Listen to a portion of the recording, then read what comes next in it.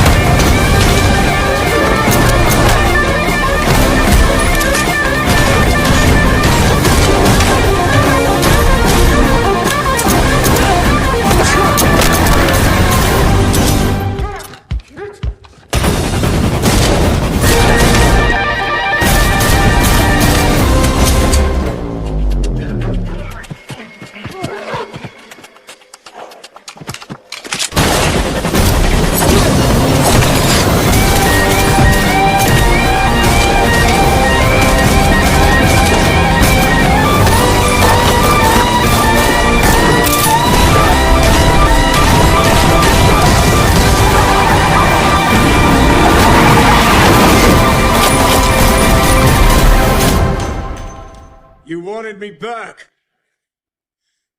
I'm back.